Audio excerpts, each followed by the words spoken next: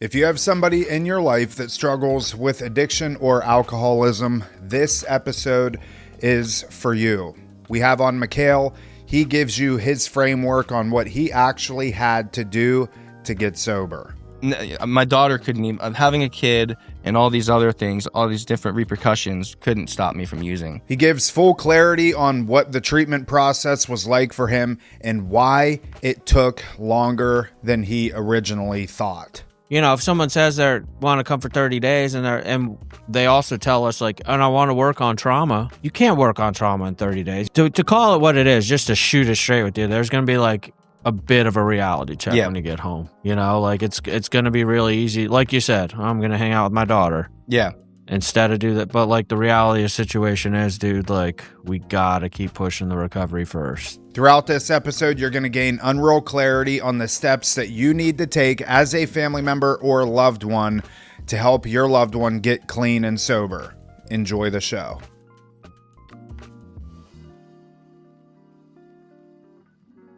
So let's just kick it off here. Tell us where you're from, what ultimately landed you here, and we'll go from there. Okay.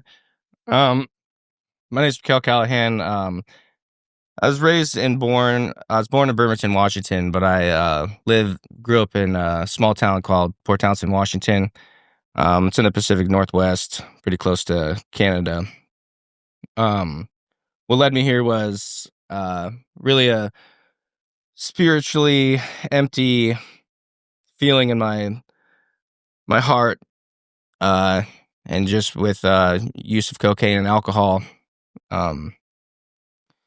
I had a lot of materialistic things, a lot of growth as a pretty productive user, and achieved a lot of materialistic things, but realized that those were never going to bring me happiness no matter how hard I strived.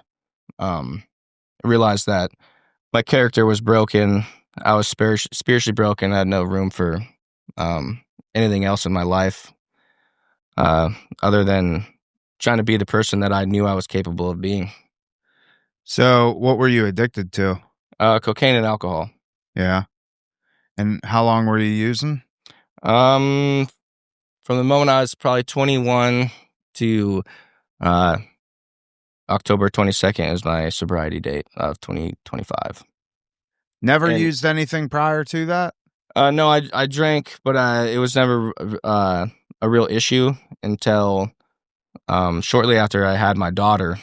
That's when it became a real problem. And mostly because I was continuously letting myself down, knowing that I was a much better father than I was being. Or you could have been a much better father. Yes, absolutely. No, it's interesting that you brought up like the spiritual side of it, because the internal aspect, because a lot of times, you know, I'm a firm believer that the bottom has to be internal. Like you got somebody that can get comfortable being homeless, literally living in a tent. We've seen that. But until they hit this like internal, I can't do this anymore. And in your case, you mentioned like all the material stuff, and this kind of smashes the stigma, if you will. But correct me if I'm wrong, you own a house, you have a career, you've been working for UPS for how long? 13 years. 13 years. Like you have your daughter, you pay the bills, you do all those things. And it's kind of funny because, dude, my journey with you goes back, 6 months before you even got here? Yes. Why don't you touch on that real quick?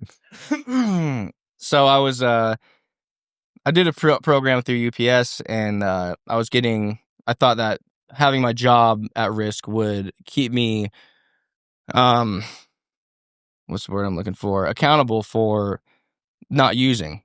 How long ago was this? This was back in 2023. Okay. Yeah.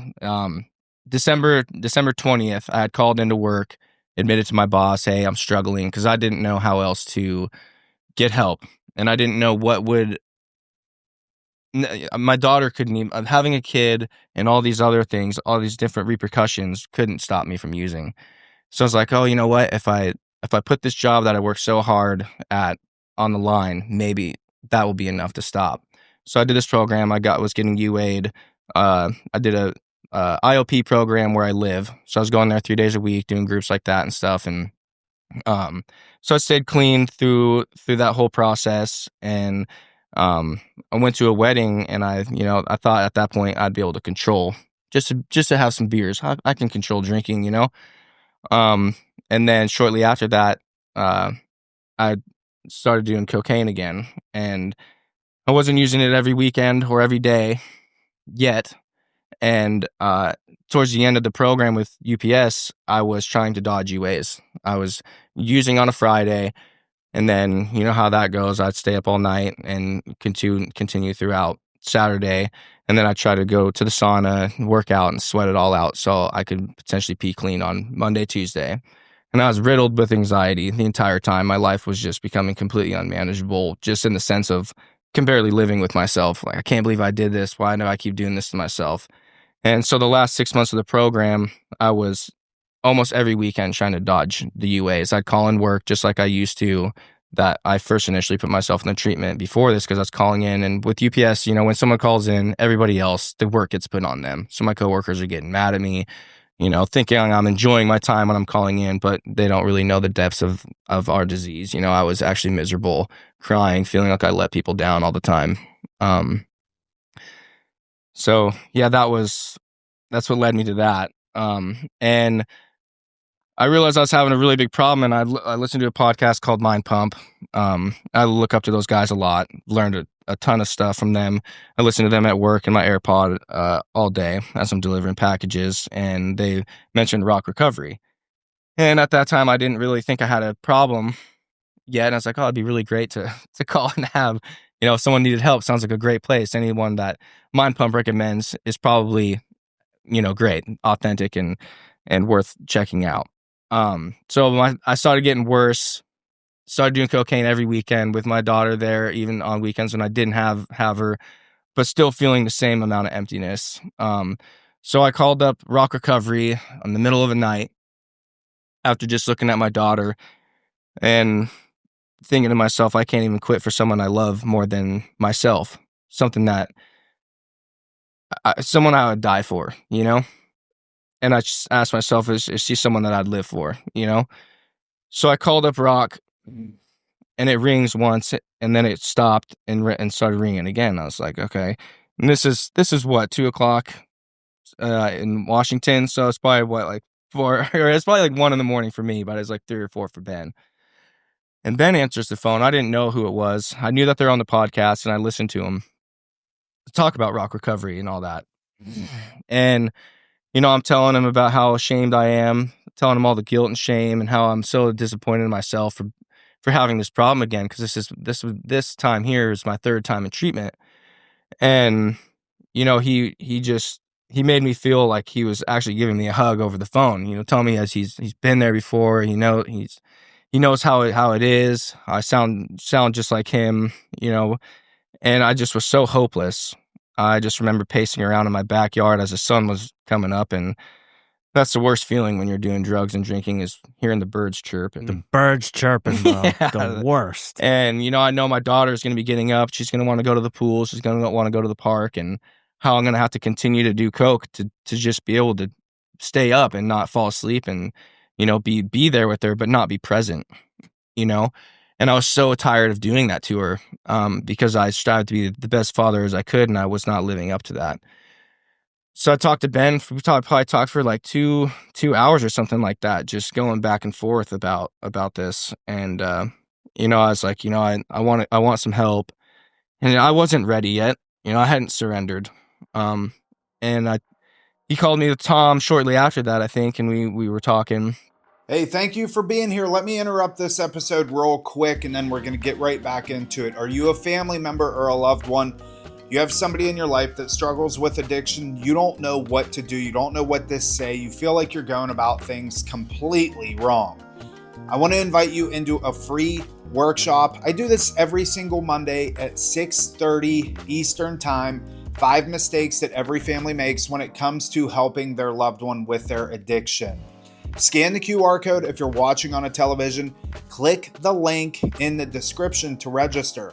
At the end of this workshop, you're going to have unreal clarity around the changes that you can make with yourself to move the needle a little bit in getting them the help that they need. I'm looking forward to seeing you on Monday, 6:30 Eastern time. That was pretty shortly after that, right? Or was Yeah, that I forgot later? about that. Yeah, we were in here. Yeah, and Tom's like, call this guy. He sounds interesting. Yeah, and I was getting choked up because Tom's like, you getting choked up? I was like, of course I am, man. This sucks. Like, admitting that I have a problem again for the third time, and I've gone to treatment through UPS. This is my third time. It's like I feel like everyone's gonna judge me and think I'm just a total piece of crap because I can't kick this. You know, how many times are you gonna do this before you finally learn?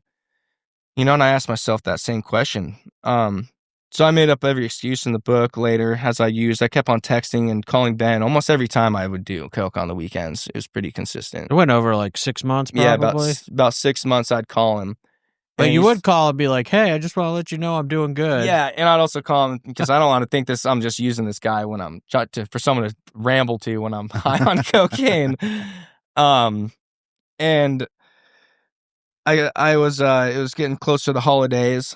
This was going to be the first year Halloween was going to land on a Friday, and I was going to have my daughter for Halloween, and I wasn't able to do that with her. And then Thanksgiving was coming up, and Christmas and New Year's and all these holidays, and I had this family trip planned with my grandma that I hadn't seen for her 80th birthday. And I really wanted to go to those things very badly, and I was giving Ben the rundown on those, and he tells me, there's never a good time to go to rehab. And he was right. He also went to the podcast with Mind Pump and sent me a video of those guys praying for me. And just the fact that he answered the phone for me in the middle of the night on a Saturday just showed me how caring and genuine Rock was, And I was like, if I'm gonna go to anywhere, it's gonna be at Rock. So before I came here, I was telling Ben, I was like, I'll try to get at least 2 weeks in. After I get 2 weeks in, that's usually when I'm solid. I won't. I'll stop using. 2 weeks never came, and I went to a Seahawks game with my girlfriend, and got really drunk, and I drove my truck home with her asleep in my truck. My truck has a governor at like 105, and I was so eager to get cocaine because I just wanted it so badly that I drove all the way to where my coke dealer's house was. 35 minutes past where my house was. And I was 2 hours from my house already. And I was speeding close to 105 the entire time there. And I get there, I get my coke, girlfriend's sleeping, and I did a line, and I was like, this is it. I said that this is where this stops. And that was my bottom, just knowing that I was not going to be able to stop unless I got help again. And I just told myself, screw what people think. Just put the guilt and shame aside, man, and realize that you can't be anything for anybody if you're not there for yourself. And I planned on doing, once you do one line, you're doing it all. So I did it all, drank to oblivion, called up Ben and said, hey, man, I'm coming. And I don't know if he was believe me or not, because I had said that before. But this time I was serious. So I called him up, and he got me an Uber, and God had already started working in his ways in that sense. The Uber driver that picked me up we talked about God the whole time there. I asked him if we could get a tall boy twisted tea on my way there, and he said no. So we stopped at a gas station, and I chugged it. I already knew I was going to have to go to detox, and why not one last hurrah before I end this thing. And that's what led up to this spot, is just complete surrender, just that one line. And I already told myself, I'm not doing this anymore. And I finally fully surrendered because, like you said, wasn't living at the bottom of under a bridge. I didn't lose my job, thankfully. I didn't lose custody of my daughter yet, but I had lost myself. I'd lost who I was, what my goals were, my character, who I could be for people, be for my daughter. And most importantly is I just lost myself. I didn't even know who I was anymore. And that was a scary feeling. And I doubted rehabs and treatments because what else could I learn? I'm going to go to these groups. I'm going to go to AA. I'm not going to like them just like I did before. What can I possibly gain to keep me sober? And I felt hopeless. But when talking to Ben for all those months, I said, maybe there's something that he can teach me that I'm not getting. Let me ask you some questions because I've watched your journey since you've gotten here, and Tom, you could chime in too. And I'm kind of thinking about your journey in particular. It took you probably us talking for like 6 months, dude. It'd be like he'd be like sending me videos of him squatting, and I'm like, how much coke did he do today? But I digress. Like we related on a level, and I think that's what builds the relationship, so to speak. We speak the same language, dude. Like I know what it's like to be driving past my house after being 2 hours away to get some coke, all that stuff, But when we talked about, let's just start with the basics, like I won't call it an expectation because we don't really throw one out there. We say what we recommend. Mm-hmm. But what did you think about like the length of time that I was recommending for treatment? Oh, what did you have in your mind versus what you've ended up doing? Share that. I was like, there's no way in hell I'm doing that amount of time there. How much time? I thought 30 days. And then when you and Tom were like, oh no, it's usually 90 to 120 days. I was like, dude, I can't leave my life behind for that long. The first thing I thought is I can't miss my daughter. I mean, but was I present when I was with her anyway? Being high and drunk all the time. But yeah, that's my first initial thought. It's like, these guys are crazy. There's no way 120 days or 90 to 120 days. I was like, you also, if I recall, like you had a family trip coming up that you didn't go on. You kept telling me, if my memory serves me right, like, oh, I'll come after this family trip. Yep. But over the course of 6 months, he was always like, I'll come after this. I'll come after that. Yeah. I'm like, now it's the family trip. I asked you, I said, just give me a chance to try to do it on my own. And you said, okay, dude.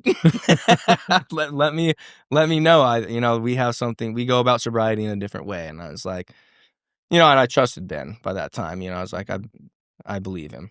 What do you think about the length of stay, though, like now that you've experienced it? I think it's... Could you have done, like, compare where you were at after doing 30 days of treatment to, like, where you're at today? Yeah. Well, how long you been here now? I've been here for almost 80 days. Okay. Today. Yeah. I did a 30-day inpatient in at Discovery Recovery in Long Beach, Washington. And I only lasted 11 months in sobriety after that. But they didn't recommend AA, getting a sponsor. The groups were repetitive, same exact thing. And you were in an enclosed building. It's not like you live off property like you do here when touch on that. I want to dissect this stuff. Like, what do you think the benefits of being in that enclosed building, like you're talking about? It sounds like residential. Yeah, it doesn't. Versus something like what we do. It doesn't teach you how to live a normal life and find happiness and just being sober and doing normal day-to-day activities. One thing with here that I love is Sundays, we have a house meeting. We talk about things that need to be improved, dishes, not leaving stuff around, life skills. Yeah, life skills. And then after you do that, they give you a spreadsheet of a job that you're supposed to do every Sunday morning.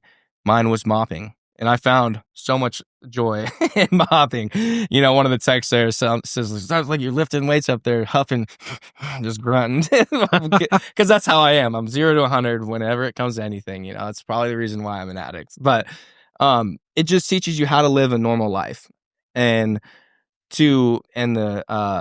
the adventure days we go on, it's like you can go and enjoy your life without needing substances, and that place does not teach you that. It's just you're in there, you go to groups, and you go to your room, and they did activities. I am blessed to have had the opportunity to be there, but it was nothing like what I've learned here. And I'll say this, and we've covered it before, but like, there's an appropriate time for that. Like if you're just getting out of detox and you need to be separated from drugs and alcohol on one single property for 30 days prior to doing like a program like ours, it makes sense. But like where it falls short is the lack of practical application. Yes. Like you said, it doesn't feel like real life. No. And you don't get the opportunity to practice the skills that you're learning in the groups with something designed. We call it the Florida model. Yeah. Florida basically came up with this model, hence why they have named it that, but essentially speaking, dude, it gives people the opportunity to take what they're learning in group and actually apply it outside. Yeah, absolutely. Yeah, and you're in a safety bubble there. When you're here and you go on PHP or IOP, you're able to leave. The staffs read you like, is this guy going to run? He's going to, I see high probability of relapsing. You allow us to go out and live a normal life, whether or not you're able to get close to home. Obviously I'm completely across the map. Yeah. So yeah, we were just talking about like the accountability portion and the application, so to speak. Yeah. So, like I was saying, it has its time and place, but dude, it goes to show too, like, what people have this expectation of what treatment's going to be. Mm-hmm. And there are different types of programs out there, like, to call it what it is. Some of the other things that you touched on that I kind of wanted to dissect too. We'll get into the therapy part after, but you had specifically mentioned like the program prior didn't recommend doing a 12-step program, getting a sponsor, any of that stuff. How have your eyes opened up to that experience that you've had here? And like now is 12-step program what you thought it was? What's your experience? What are the differences, dude? Yeah. How have your eyes been opened? Man, AA has been the main focus now that I'm here and has opened my eyes up substantially.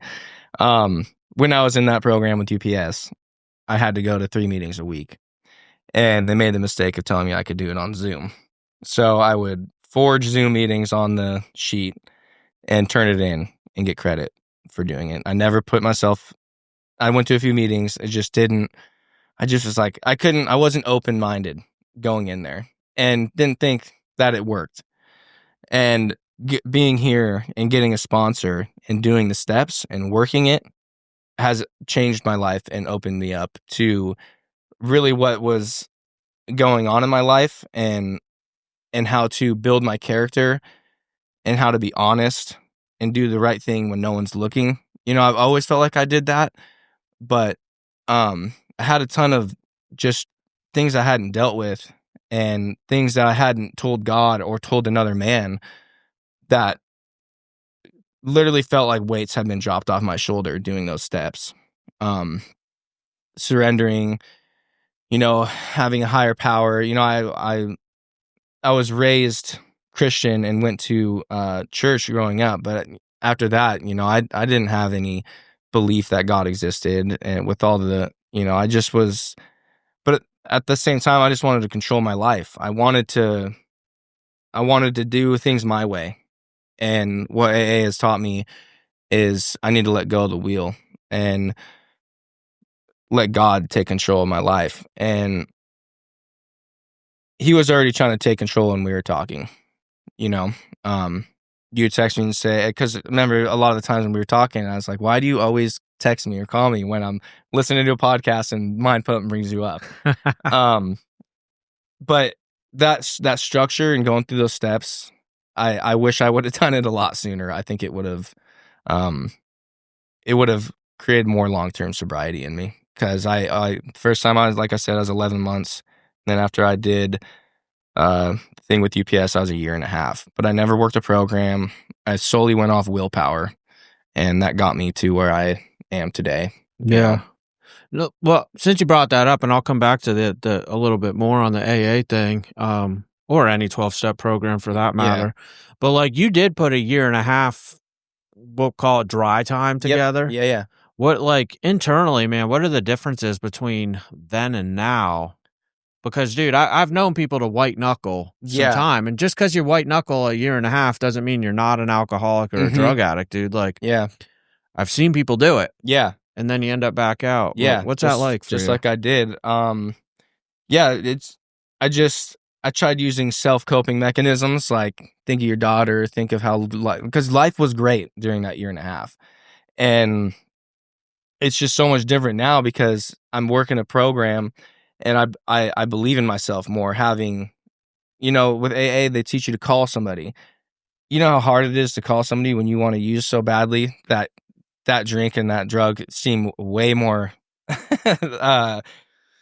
Way more important than being talked out of it. I don't want to be talked out of it. I want to get high. You know what I mean? And now I have that connection with people to where I can be vulnerable and call up my sponsor and say, hey, man, this is going on. I really don't want to drink before I pick up that first drink. And I think that's the biggest thing, because the first drink gives you the efforts, you know? Because once you do that first drink, it's nothing else matters. You know, it's like, oh, I already relapsed. Why not just keep going? And then you fall into that insanity cycle. And that's what happened. The willpower does not work. I'm sorry, it doesn't. You have to work a program. You have to have people to call that will pick up the phone no matter what. And that's what AA has shown me as well, is people do love you. They care for you. They're willing to be there for you no matter what you're going through. Well, that's a sad thing to me, is there's like so many misconceptions about what 12-step programs are. Yeah. Like there's a saying, and Dr. Bob used to say this, one of the co-founder of AA, he said, we owe the newcomer an accurate description of what Alcoholics Anonymous really is. Yeah. And dude, it's like a perfect example. Like, and I'm not going to quote unquote blame this other center or anything, that, you know, that maybe they said stuff that you didn't hear, or you didn't compute it and realize you had to do it on your own, so to speak. Yeah. But like, you know, the saying, hey, get on these Zoom meetings. Like you mentioned the word connection a minute ago. You have a connection with people. You have a community. Like you've learned how to be with people face to face. There's so much value in that, where like you get on a Zoom meeting, and don't get me wrong, I've heard some people, they get on Zoom and they do okay. Like it works for them. But they're so few and far between with the people that I talk to. Like you're an anomaly if just Zoom is working for you. Absolutely. And sometimes maybe you live in the middle of nowhere and that's the only option. So there's that too. But just the fact like of getting out and going somewhere and meeting people in person, like, dude, there's just so much value in that. Versus like, hey, I'm going to call this guy up that I saw on a Zoom meeting. Like, yeah, and that's how it was with therapy too. Because before I was like, maybe I just need therapy. Maybe I just need to get some things off my chest to keep me sober. And with my job, I couldn't get off in time to be face to face. And I was like, I don't want to do therapy unless it's face to face with somebody. They can read my emotions. We can have a better connection when it's just us. And they recommended Zoom, and I was like, I can't do that. So the Zoom thing doesn't work for me, speaking for myself. Yeah. You know, so that face-to-face connection is very important. And I just want to say this too. You're not going to like every AA meeting you go to. I mean, that's just how it is sometimes. But you got to keep going back, because there's a lot of things that you can take from other people. And it's just the program is truly amazing, you know? Yeah. You started talking about therapy, and it gave me some thoughts. And this goes, did you have experience with doing therapy before? I did, yeah, like in that not outside of being the in a Discovery Center that you mentioned. Yeah, Discovery, and then I did another one through Olympic Personal Growth in Sequim, Washington. That's where I currently How long was that one? That one was for a year, but I didn't do any residential there. It was just IOP. Because when I talked to the guy that did my intake, I was like, I don't need to go to inpatient. I just need to be held accountable so that I don't. Yeah. So I just did IOP with that. And then there are three meetings a week. And then, so I was still able to like be home and live my normal life in that sense. But I wanted it very bad at that time too. Yeah, I've always wanted sobriety, you know, because I know how much more fruitful my life can be when there's so many cases you just don't know what you don't know until you know. Yeah, exactly. You know, but yeah, because I was thinking along these lines too, like you mentioned doing the 30-day program or the IOP, you know, and I'll call it what it is, dude. I tell this people on the phone when people say that they want to come to our program for 30 days. I'm like, bro, I appreciate the compliment, but we're not miracle workers. Yeah. Like, I don't know what you think any therapist can do for you in 30 days. And if that's at a center, that's generally 1 hour session a week. So, you know, you get there, you meet them on week 1. Week 2, you're like, what do you want to talk about. Week 3, it's like, okay, let's talk about this. And then week 4, it's like, all right, let's plan on you leaving. Yeah. Like, and it wasn't, they don't even have like a relapse prevention or anything. yeah. You don't even get to truly get to understand or dig deep into somebody on what they're dealing with. Well, So- that's what I was kind of getting at is, so being here, and I know you love your therapist. Yeah, I do. She's great. Um, The best therapist I've ever had. It's kind of hard because now I'm comparing all the other therapists that I'm going home to. I'm like, well, they're not Nicole. I can't do that. Yeah. But yeah, I wanted to know from your perspective, like what the difference, like, quote unquote, if I understood you correctly, it sounds like going deep in therapy versus very surface level. Because I know Nicole gets deep, bro. Yeah. Like it's so many people have, and I've had this experience too, dude. And it goes back to, again, you just don't know until you've experienced it. Like, I've gone to therapists that were so surface level, bro. Yep. And it's like, but when you come across a therapist that's really good at what they do, and you do it consistently for a good amount of time, like the difference is wild. Yeah. Well, you have to be vulnerable. I mean, if you can't express these things that are obviously eating at you to the point of where you're trying to escape them, you have to dig deep within yourself that you need to get these things out and talk about it. Because what's the point of even being there if you're not going to be as vulnerable as possible and try to figure out these things? You know what I mean? That's the most important thing, is don't be scared of judgment. These therapists have dealt with multiple things in this dynamic, like they have seen it well before you. You're nothing special when it comes to traumas or things that you've done. You have to go just all the way in with it, and that's just how it is with me. I'm not going to be able to fix it if I can't be honest about it. Yeah, one of the things that we run into too, like going back to the time people commit, like a lot of times, and I'll just be honest about it, what we do, like there are appropriate times when I'll be like, oh, you're only going to come for 30 days. I'm like, you know what? If that's where you're at, let's agree to 30 days. Because in my heart, I know that 95% of the time someone's going to say, we just had it happen with a young guy. You just saw it. Yeah. He's like, Christmas, I'm going home and I'm staying. And this kid came back. I'm like, when he came back, I was like, wow, you came back? Yeah. I was surprised myself. Bro, I'm like, I even asked him, I'm like, what made you come back? He's like, I just realized I might as well do this whole thing right the first time. I'm like, bro, that's it. And that ambition is so important, Yeah.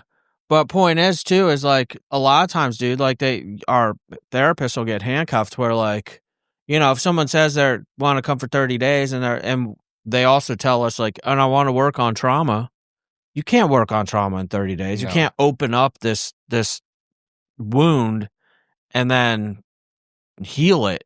Yeah, like that quickly, especially bro. only in 1 hour sessions either. I mean, you're just dude. You're just scraping the surface at that point, But yeah, I just really wanted to emphasize with like your story, dude. Like, you stepped away from a lot of responsibility, because we hear those rebuttals all the time, man. And I'm telling people, like, dude, you don't understand. Like, understanding the resources available to you. I think that's a good one to talk about too. Where, like, correct me if I'm wrong, but I think, and you kind of already had an idea that, like, a place like UPS, you can go to HR, but I just, like, dude, you could probably do 3 to 4 months with us and it won't be a problem with your work if you approach it in the right way. There's protections, all that stuff, like, because I remember that being scary for you too. You're like, well, I remember you asking, well, what do I do? Do I go to HR? I'm like, yeah, dude, go straight to HR. Well, because I was nervous because I had already admitted that I had a drug problem.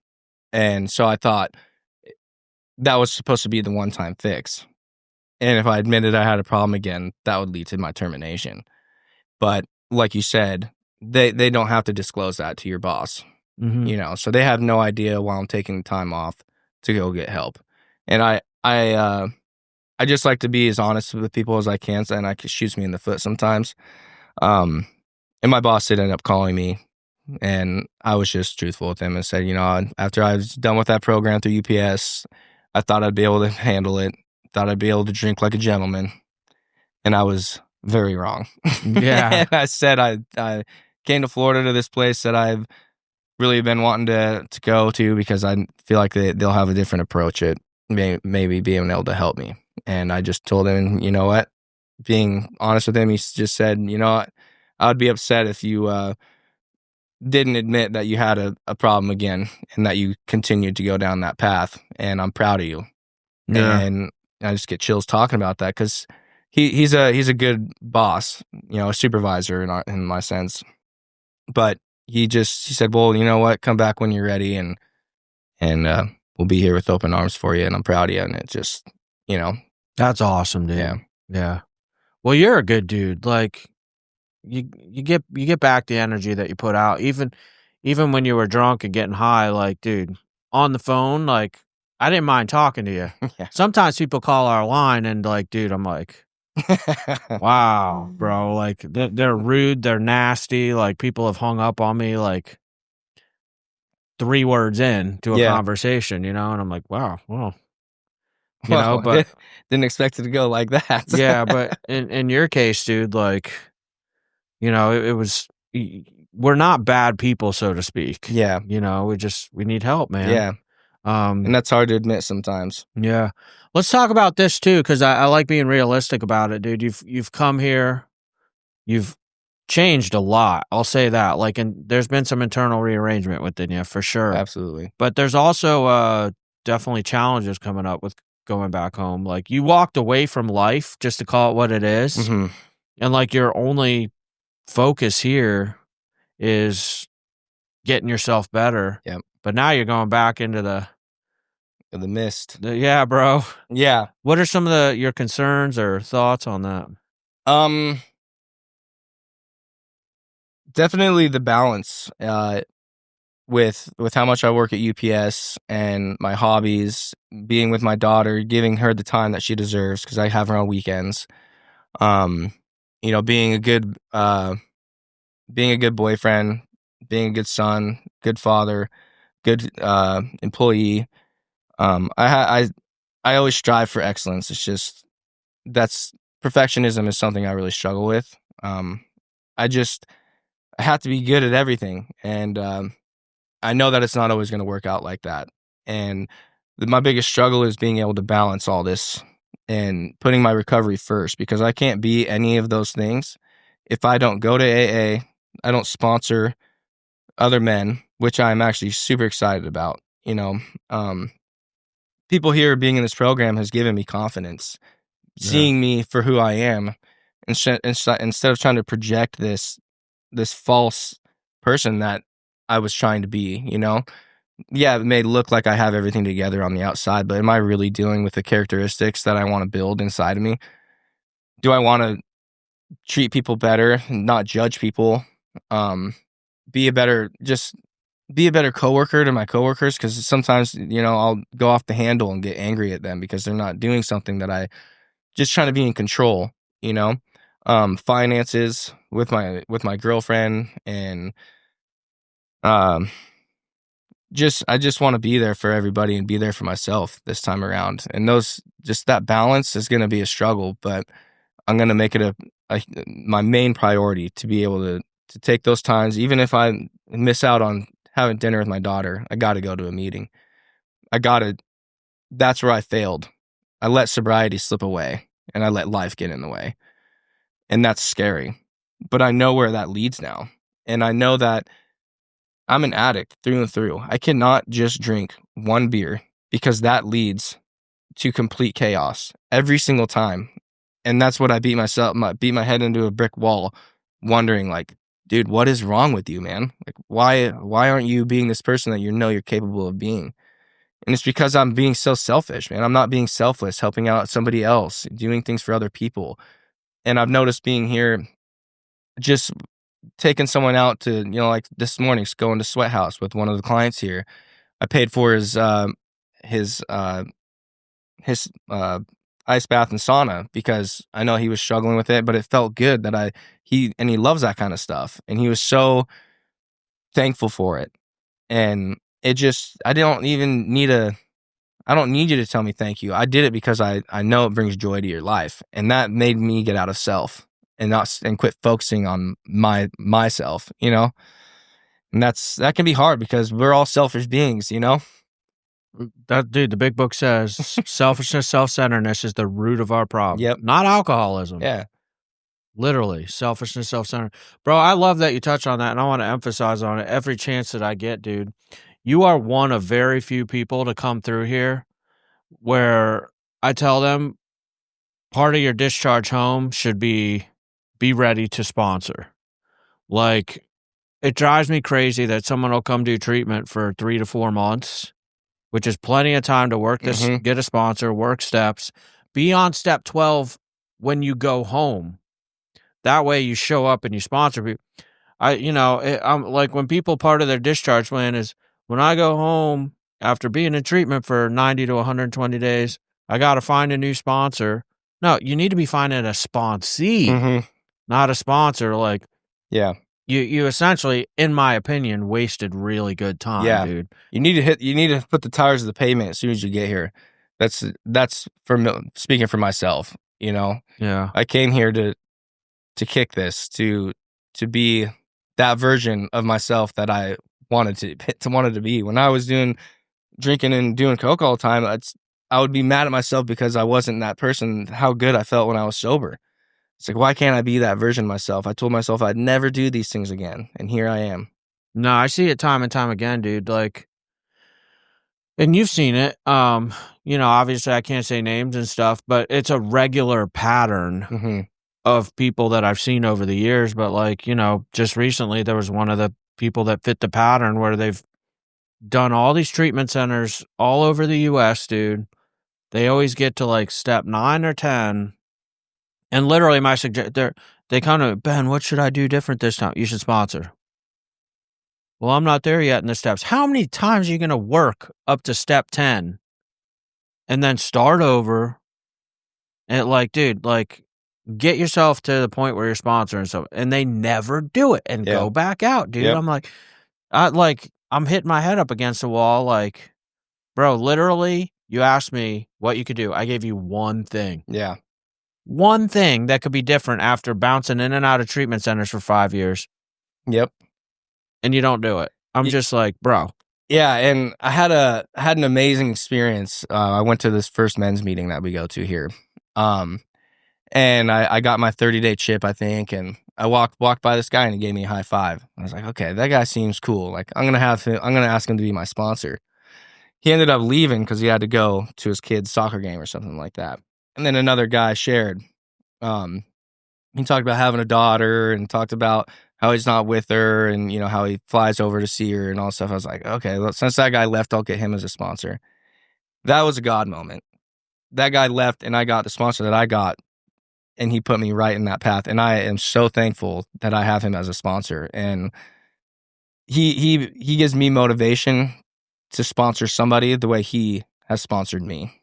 And that, I get chills thinking about it because it's just so beautiful, and he'd always told me, you're helping me just as much as I'm helping you.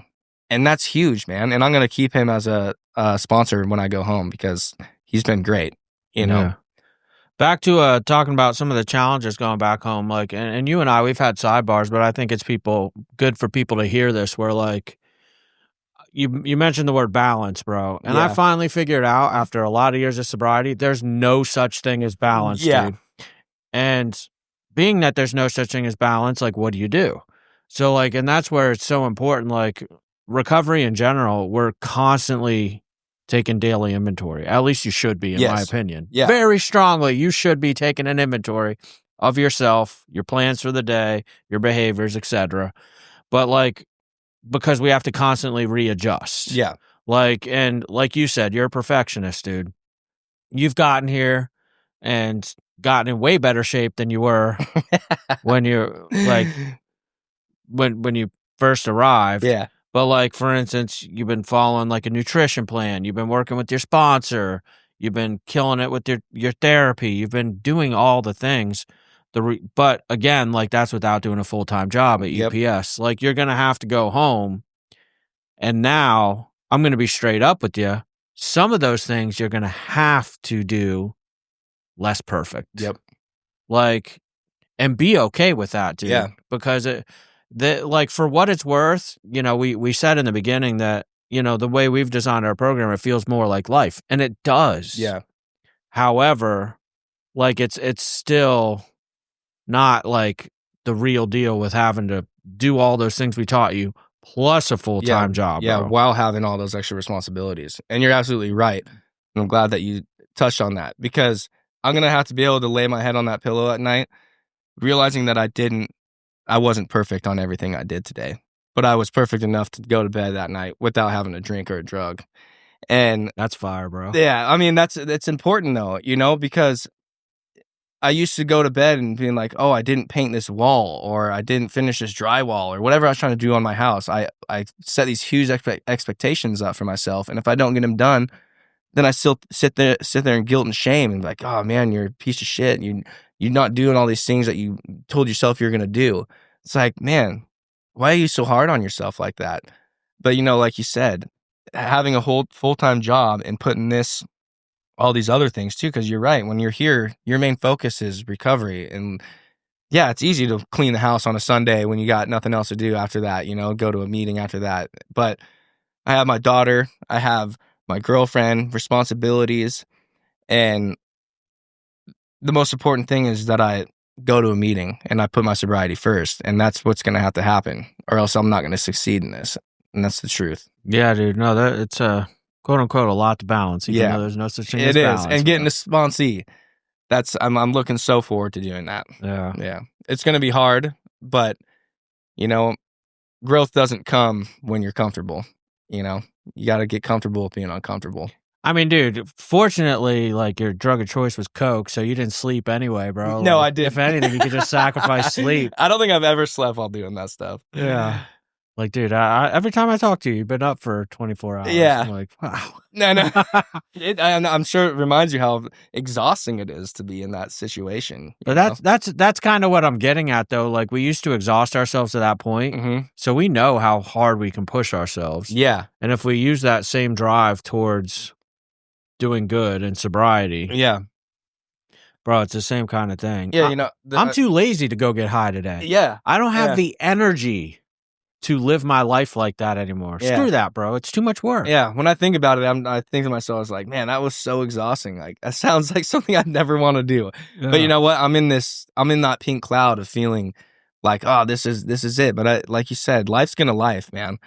And it's just, it's a scary thought. Yeah. No, you're gonna have to call it what it is, just to shoot it straight with you. There's gonna be like a bit of a reality check Yeah. when you get home. You know, like it's gonna be really easy. Like you said, I'm gonna hang out with my daughter Yeah. instead of do that. But like the reality of the situation is, dude, like we gotta keep pushing the recovery first. Yeah. I had a client, one of the clients here said, you know, if you were to take recovery like you take going to the gym and doing your meal plan, you'd be really successful. And I thought about that pretty deeply. I was like, man, he's so right. If I just put that above everything, of recovery above everything, man, I will do amazing things in that sense. You've heard me say it 1,000 times, but being a drug addict's like a superpower. Think about it, dude. What makes us an alcoholic and addict? We have a mental obsession and a physical allergy. Put the physical allergy thing aside for a second. Once we start, we don't stop. Yeah. But talk about the mental obsession. The word obsession, dude, we are obsessive people, dude. Yeah. Like, and that can apply towards absolutely anything. Anything. Which, dude, if you can focus it on the right stuff, like to call it what it is, like when I'm competing in bodybuilding, like that is taking something to the obsessive point. Like, Yes. But having to like let that stuff go and be like, okay, that's what we kind of need to work on. If we can be obsessive about like working with our sponsee, obsessive about spending quality time and being present with our kid when we are there versus just trying to be there. Yeah. There's a difference between, I've had to learn this as a dad, like there's a difference between just being around my kids all day at the apartment doing what I do versus like spending a couple quality hours with them. Yep. Right. Being present and because I can do the same thing as I did when I was on drugs, dude. I can be there physically, but not mentally. So just taking that time to like do it right for a couple hours versus like. Yeah, I'm glad that you touched on the obsessive thing, obsession, because that was the scariest thing to me about how, you know, at night before I came here, about how obsessed I was with getting coke. I was like, dude, why is this? It's all that goes through your head. That obsession is it's a scary place to be. And Fridays before, because I was more of a binge drinker and user, and Fridays I tell myself, I'm not gonna drink. I'm not gonna drink. You know what I was doing every day after I clocked out? I'd stop and get beers and go drive home because I couldn't stop obsessing it the last 2 hours of my day. And the obsession is insane. The fact that you're sitting there for 2 hours saying, I'm not going to do it, I'm not going to do it, I'm not going to do it, is obsession. basically saying, I'm going to do it. And that's how I am with everything. It's like I got into Ultimate Frisbee. I bought like 10 different colored Frisbees. And, that's just what I do. I go 0 to 100 on things that I like. The first time I got sober, I have a muscle car that I was restoring. And you know what? I was doing the same thing to my daughter that I was doing when I was using. I was obsessing over working on my car. And she's like, Daddy, are you going to go work on your car? I was like, yeah. She's like, can we not today? And I was like, what am I doing? I'm doing the same exact thing as if I was to be drunk and high, taking her to the park or something. Because I'm still not there, still not present. You know, my youngest Kai, what he always says to me, he's like, all you care about is messes. Because I'm always trying to clean, bro. That's how I am too, dude. And I'm like, dude, before you make another mess, clean up that. All you care about is messes. That's what I say to McKenna too. But we're gonna miss those times where we have all those messes to pick up, But I'm the same way. I was like, McKenna, go pick up your Barbies before you go start kicking a soccer ball around outside. Oh, dude, it's so bad. Oh gosh, he literally thinks that's all I care about. Yeah, dude. It's like. And it's like, do you have to clean that right now? I'm like, yeah, I do. But like, I'm starting to, you got to take a step back. Yeah, like, bro. Absolutely. What's really important. Yeah. Because all they want to do is just spend time with you, Yeah. But yeah, that obsession carries through to absolutely everything, bro. It does. It's a scary place to be. It's a double-edged sword. Yeah. I mean, to call it what it is, I became obsessed with working a program, and in particular, like the Big Book. Yeah. I obsessed about. Now I know it like the back of my hand. Yeah, I know you do. You know what I'm saying? Like, and thank God for that. And I don't obsess over it like I used to in early recovery, but like, yeah, now I have it there as part of my foundation. You know? But that's so respectable to when I was listening to Joe and Charlie. Is that what it is, right? Yeah. Yeah. And the way because I was just reading the book just to try to, gain all this information, but I wasn't taking it in. And once I heard those, and you just getting all excited and saying, "Oh, wait, listen to this part, and I was over there laughing and enjoying, listening to them and talk about it in depth, and that was a huge. I think this is good to talk about. You keep bringing up these little rabbit trails, bro, and I just can't help but talk about it. No, it's good. It's good stuff because I think that people need to hear this. Where like, because I literally had the same experience. So Joe and Charlie, for anybody that might not know that's listening. There are these old dudes that have speaker tapes. I mean, you could tell they are some old recordings, but you can get them on YouTube, Spotify, or everything Apple, AA. Everything AA app. Like you just put in Joe and Charlie into your Google speaker tapes, and read it'll the book pop with up. them. But essentially, like one day you were sitting down in our little cafeteria down here, and you're reading the Big Book, and what I ended up picking up on afterwards, and you explained is like, I was just reading it, and like not. Like, you're reading it to read it. Yeah. But then I was like, hey, bro, pull up this tape, pull up the chapter that you're on and start listening. And, like, what Joe and Charlie does, it's a Big Book study that's recorded. Like we've done on Real Recovery Talk. Eric did it with us. If you go back and listen to some of our previous episodes. I think it's on the, Tom, what's it called? The part on YouTube where the playlist. You can go to Big Book Study and Eric goes through it. But anyway, it takes you through the Big Book line by line. Yeah. And I remember you sitting there saying like, whoa, dude, I just read this part, but now I'm hearing them talk about it and it's something completely different. Yeah. And that's the importance of a sponsor. That's the importance of having an experience with something. Yeah. Like you didn't just, you read it 10 minutes before. You experienced it 10 minutes later. Yeah, it's like when I started listening to it is when I was the part where, we all have these different, some people are really rich, some are doctors, and, then you got the poor people. But once and the ship is sinking, and once all your asses hit that water, guess what? you're all the same and you're all freezing your ass off. You Yep. know, it does not matter. That's the one thing we have in common is that we're all alcoholic. Yeah, dude. You know? Yeah. And the way they explained that was just made me laugh. You know, it made it much more enjoyable. Yeah, they break You it know? down really They good. do, dude. and that's super important because I've never been I have ADHD, so I'll read a page and then I'm like, what the hell did I just read? So I have to reread it multiple times.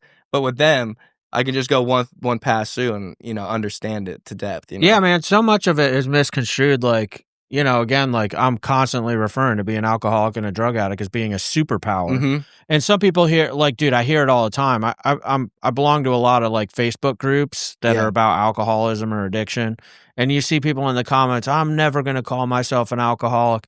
Mhm. But the whole thing is, dude, is like if you look at the first step, for instance, when I used to read it prior 15 years of sobriety, we were powerless. I'm like, I'm not powerless over everything. I was raised to power through everything. But then like you literally look at it and somebody like points out to you, it says we were Yeah. powerless. Doesn't mean I still am. Like we don't understand what we're looking at. We need people to help that have the experience to say, no, dude, there's a difference here. Yeah. You think that we're calling ourselves a bunch of weaklings by calling ourselves powerless. Yeah. I'm basically saying I was getting my ass kicked and now I'm no longer getting Yeah. my ass kicked and I actually have power. Yeah. If you keep reading the book, we find a power. Absolutely. I'm not powerless forever. Yeah. I'm not weak and feeble, dude. Yeah. You know? Absolutely. And the reality of it is that I am powerless over alcohol. I'm mad at myself for how long it took me to realize that. Yeah. Once we start, we're powerless Yeah. for sure, dude. Yeah. Like you said, that first drink, I think you said earlier, we get the fuckets. Yeah. Take the first drink and all of a sudden it's like, Yeah. all bets are off, bro. Everything's out the door. Yeah. You know, you do things you never would do sober. Yeah. And then you got to wake up with that guilt and shame. And like that was the biggest thing is when I dropped my daughter off on Sundays to go back with her mom, I was like, what did I even do this weekend that made me feel present, that I was actually there with her? Like I was there, but I wasn't there, dude. I wasn't even there for myself, you know? And she is the main, I mean, obviously myself, but she's my main driver. That girl is everything to me. I love her more than anything. She saved my life without a doubt. Yeah. She knows what's going on too. Yeah, she does. So how do you, what's happened? Like, we might as well touch on that. Yeah. One of the second to last time I called you and told you I was coming, I actually told her, I said, you know, Daddy has a problem. And How old is she? she's 9. 9. That was for the listeners. And sometimes I think she's older than she is because she's a mature little thing. But I felt bad for what I was saying, you know, and she was saying, well, then we can't go on the plane ride together and can't go visit grandma. And, you know, those things hit me deep. It was really hard. It's like, yeah, I'm not going to be able to do that, Kenna. And just letting her down, you know, but how many times have I let her down previously to that? And yeah, she's just, I cried to her and told her I was going to come here, and then I never ended up coming. So, you know, I kind of traumatized her. So now she knows for a fact that I have a problem, and I didn't do anything about it. Oh, you told her you were going to come and then you didn't come. Yeah. So that's the thing. I was texting you and Tom a bunch of nonsense. Tom stopped replying. He's like, this guy is just going off on a tangent. But, yeah, because the disease lies to you, man. After I'd sober up for 3 days, I'm like, I don't need rehab. I'm good, you know? But then I'd do it all over again. You know, it's just, it's cunning and baffling, man, what you put yourself through and how your brain completely forgets the repercussions of what you did. And that's scary. And you don't remind yourself those things before you're about to pick up that first drink of how things are going to end up if you make that decision. Yeah. But,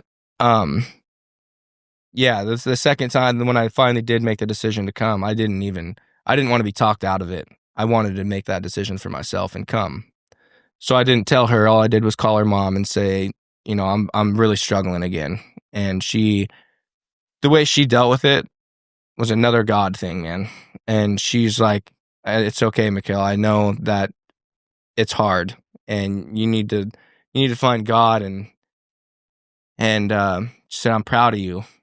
And I was just bawling my eyes out, because no one likes to admit that they're struggling. She knows that she had to have known I was doing all this stuff around our daughter again, and as a mother, that's got to be scary. You're scared to give your daughter to her father because of what he does like that, Yeah. and she was just happy and was open-minded about it, and that just meant a lot. So like I said, I called you, got the Uber there. There's no turning back once that guy was coming. Yeah. No, I think that your quote unquote case is a good example of like doesn't discriminate, man. Like we have the clients that come here, for instance, or the people that I know in the rooms where like everyone in their life thinks they're an absolute asshole. Yeah. You got you. I'm under the impression that most people that live out in Washington with you don't think you're an asshole. No. Your boss, your family. No, I mean, we got family weekend coming up, and I think you're bringing like my mom, my brother, everybody. Yeah, because I have such a supportive family, man, and I'm so blessed for that. But that's because you're not an asshole. Yeah, and I'd like to think of myself not an asshole. I mean, I have tendencies, things that I do that I'm not proud of. No one's perfect, but I've always strived to be a good person. And I can't be a good person when I'm using because I'm selfish, self-seeking, and I'd like to think I was good at hiding it. Yeah. But a lot of people knew that I struggled with it. But I'm an emotional person, and I do like to be in touch with people, and No, a lot of the times, man, we see it with families that have an alcoholic or drug addict loved one that has good character otherwise. Yeah. Their alcoholism and addiction, like occasionally their behavior like is not good. Don't get me wrong. Yeah. But a lot of times, dude, we'll talk, like Tom and I will talk to families, bro, and they'll be like, yeah, man, they're just such a good person. So that they'll just be able to stop on their own. Like if they want to, yeah, they'll be able to. And dude, but the thing is like even in your case, because I know the back end story, like you're literally one mistake away from some serious consequences, bro. Like the doing 105 miles an hour to go pick up coke. You show up to work and let's say you still have alcohol in your breath and you fail a breathalyzer. You lose your job. You're driving a UPS truck. Yeah, man. I mean, I was doing lines off the shelf in the UPS truck, and I still hadn't even thought I had a problem. You know what I mean? Doing crazy stuff like that, still not admitting that, it's an issue, man. But that's the thing, like, you didn't have any, the spiritual internal consequences.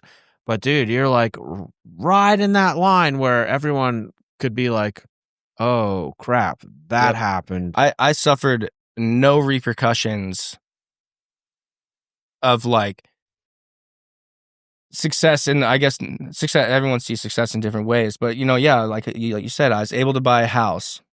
I was able to still be a father, still able to do all these things, and go on with my life.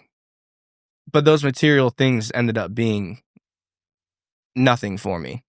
Most of at the end of my using, it was no longer fun. I didn't go out with people. I wasn't socializing. I was pacing around in my garage, mad at myself for what I was doing. Yeah. Talking to you, texting and calling you, but I mean, it wasn't enjoyable anymore. Yeah. And that's, I never want to be back in my garage, pacing back and forth, doing lines and drinking. What am I doing? Just feeling like absolutely out of myself,